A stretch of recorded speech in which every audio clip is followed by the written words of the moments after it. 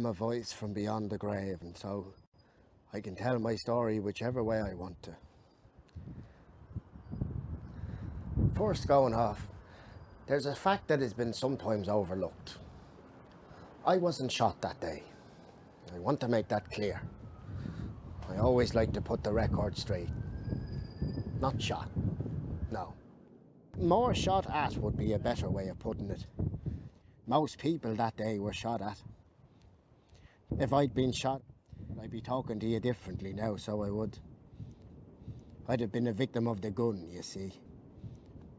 That changes everything. The gun.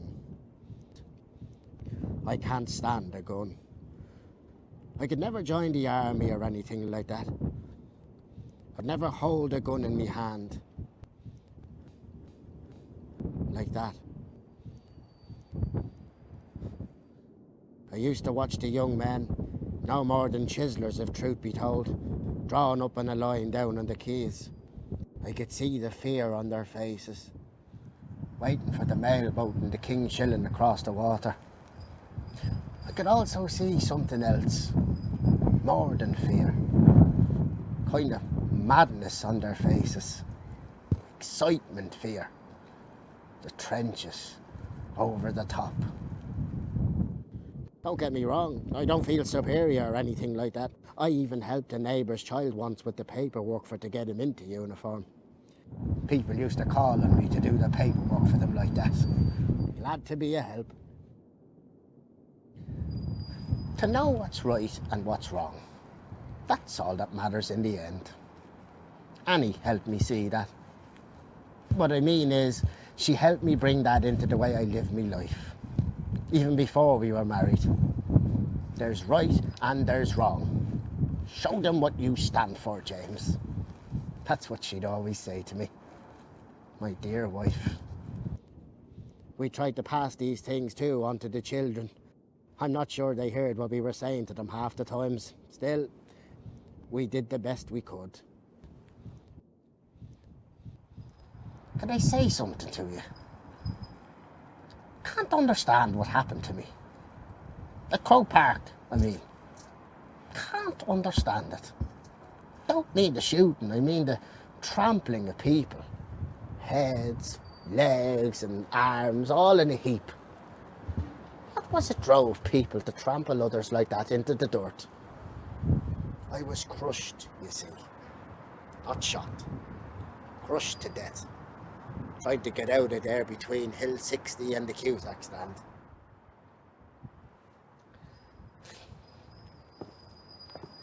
In spite of everything I have to say, I've had a good life. Every day driving the laundry van was special for me. Tearing your laundry, special one-day service. It was like an adventure setting out in the van. More than just a job, you see. More like... what's the word now? More like a calling. Carting dirty stuff in, carting clean stuff back out again. Making things better, you see, even if just for the day that was in it. Replacing dirt with cleaning. Loading up in the yard of the laundry. I loved the way the girls called me Mr. Mr. Burke this, Mr. Burke that. Shows respect. Here's the bags, Mr. Burke, for Bagot Street Hospital. Where'll I put them?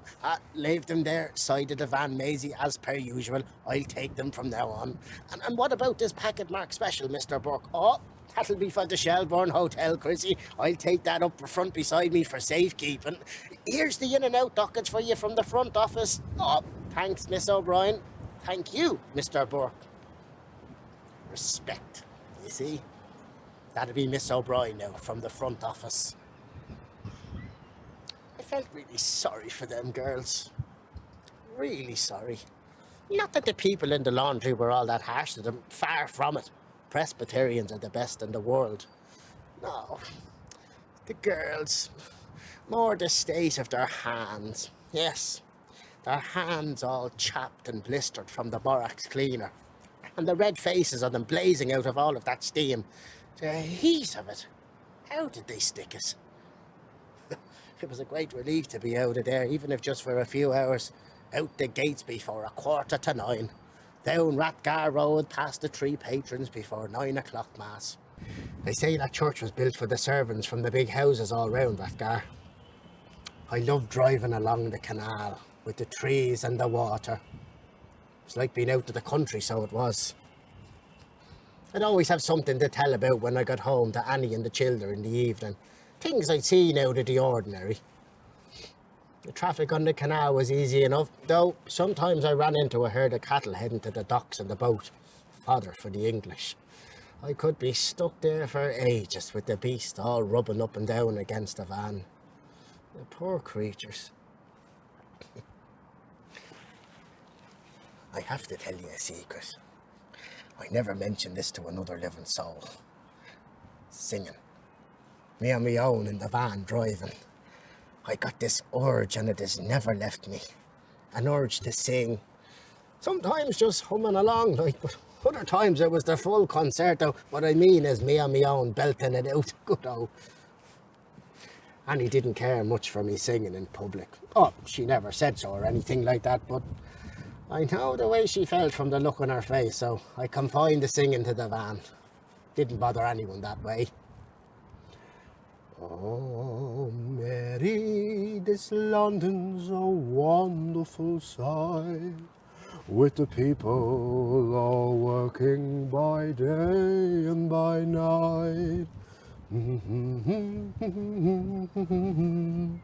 But for all that I found there, I might as well be where the mountains of morn sweep down to the sea. A song stops everything else in its tracks. Opens a door to somewhere else, you know what I mean?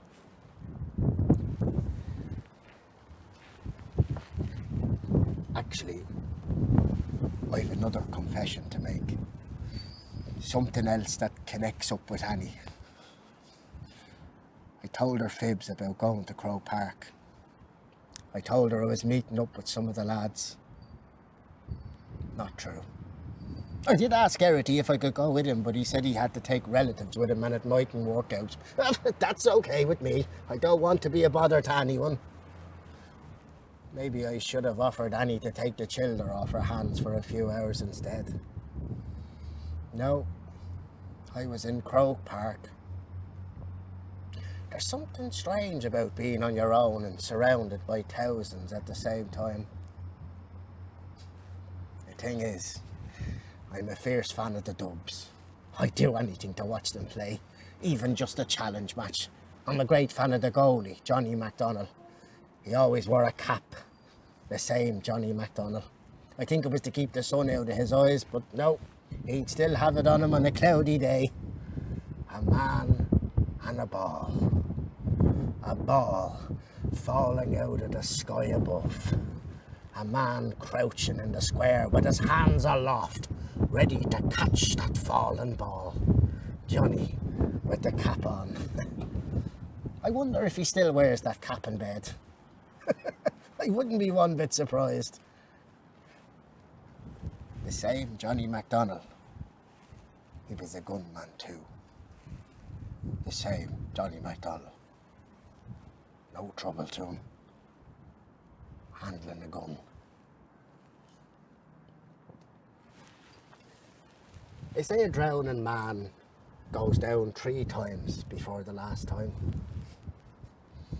Did I go down under that wave of bodies as I was swept along in a fierce rush out and back again through that wrecked gate by the Cusack stand?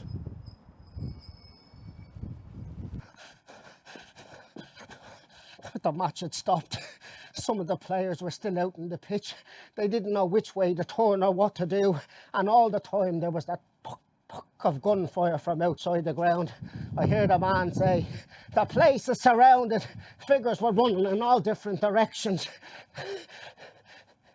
There was clusters of men here and there, some of them pointing out things to others, and all the time that yelling and shouting, everyone yelling to find their friends and relatives in the confusion.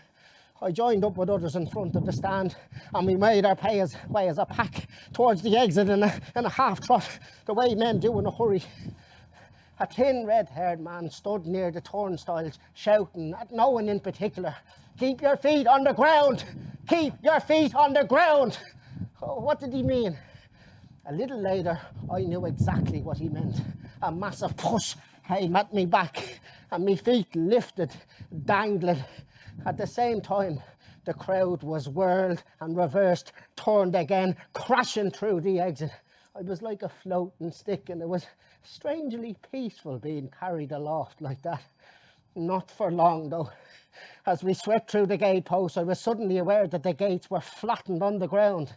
I saw what I thought were bodies beneath the metal bars. Outside, we were immediately swallowed up by a huge crowd inching its way up the street. I could see an open space ahead, but the street appeared to be blocked by yet another crowd lined up and facing in our direction. Why weren't they escaping off home? What was blocking them? As if in answer, the sound of gunfire came from some distance away, but less than before.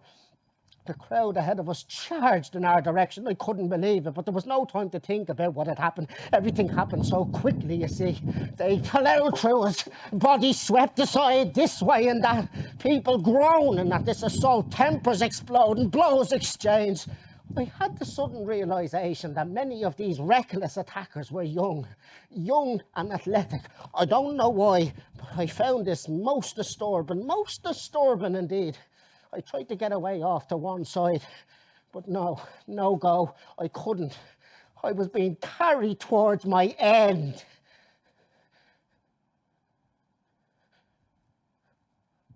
I found myself beside this wall. At first, this familiar thing, a wall, it made me feel safe and secure. But I quickly realised it was going to kill me. I now couldn't raise my arms above my shoulders and head. It was like I was tied up or something, my arms trapped to my sides. I tried to talk to someone near me. No use. The words wouldn't come out. I was gone past words. I couldn't breathe. I gasped and I gulped, a great clamp pressing down onto my chest.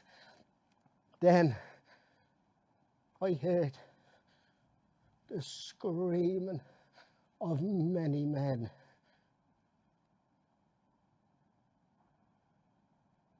Then I heard my own screaming. Then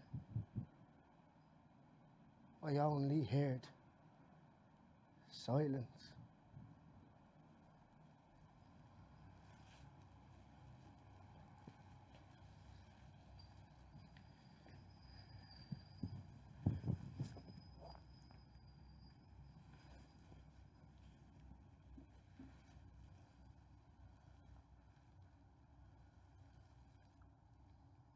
Oft in der Stille night, there slumbers chain as bound me. Fond memories bring to light of all the days around me.